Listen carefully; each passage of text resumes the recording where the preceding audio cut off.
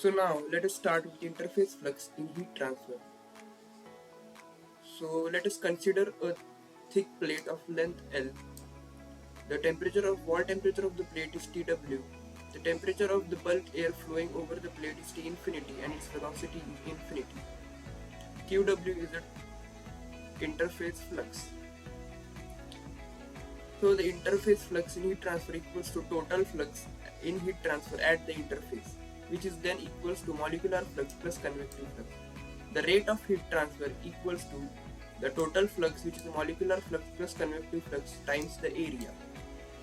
The total flux, or Ey at y equals to 0, equals to the molecular flux, or Qy at y equals to 0 plus convective flux, which is equal to rho Cpt Vy. Rho Cpt equals to quantity per unit volume and Vy is the characteristic velocity of the fluid. According to the boundary condition, we consider Vx and Vy equals to 0. So then the total flux only depends on the molecular flux, which is minus k dt by dy upon y, dt by dy at y equals to 0, which is the Fourier's law of heat conduction. By integrating the total heat flux over the entire surface of the plate, we will get the rate of heat transfer. The rate of the heat flux equals to minus k dt by dy. So the quantity dt by dy at y equals to 0 is very hard to estimate because of the complex nature of flow characteristic. To account for this and to obtain it experimentally, we take the help of Newton's law of cooling, which is equals to Qw equals to h into Tw minus T infinity, where h is the mass transfer coefficient. All the complex nature of the flow characteristic is included in h, or mass transfer coefficient. Heat transfer coefficient depends on various factors like viscosity, thermal conductivity, temperatures of the systems, etc. So, by putting the Newton's law of cooling in the rate of heat transfer equation in equation number 2, we get the rate of heat transfer equation as equation number 4.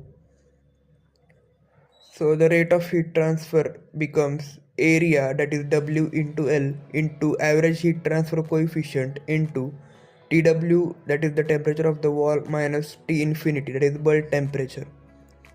So the average heat transfer is calculated by integrating the local heat transfer coefficient over the entire area of the plate upon area of the plate.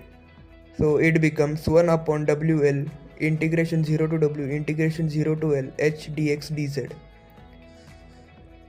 So the final equation of rate of heat transfer becomes area into average heat transfer coefficient into the characteristic temperature difference.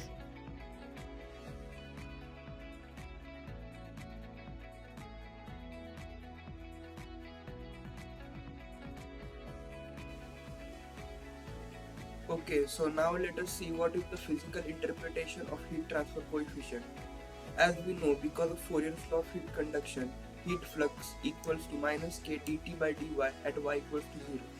According to the Newton's law of cooling, heat flux equals to heat transfer coefficient into the temperature difference, which is Tw minus T infinity. Rearranging equation 1 and 2, we get heat transfer coefficient equals to minus k Tw minus T infinity into dt by dy at y equals to 0. To calculate this dt by dy, we should first know the temperature profile above the flat plate. As we can see, the actual temperature profile above the flat plate is parabolic, which is a complex function. To make things simpler, let us consider a linear temperature profile above the flat plate. The temperature difference in both cases is same, which is Tw minus T infinity. By considering linear temperature profile, we can simply calculate dt by dy at y equals to 0, which is the gradient of temperature, as T infinity minus Tw upon del T, where del T is the thickness of the stagnant film formed over the flat plate. In real life, this stagnant film doesn't appear in actual flow. It is just our assumption.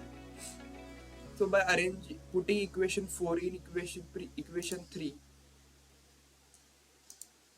we get H equals to K upon del T, where K is the thermal conductivity and del T is the thickness of the stagnant film.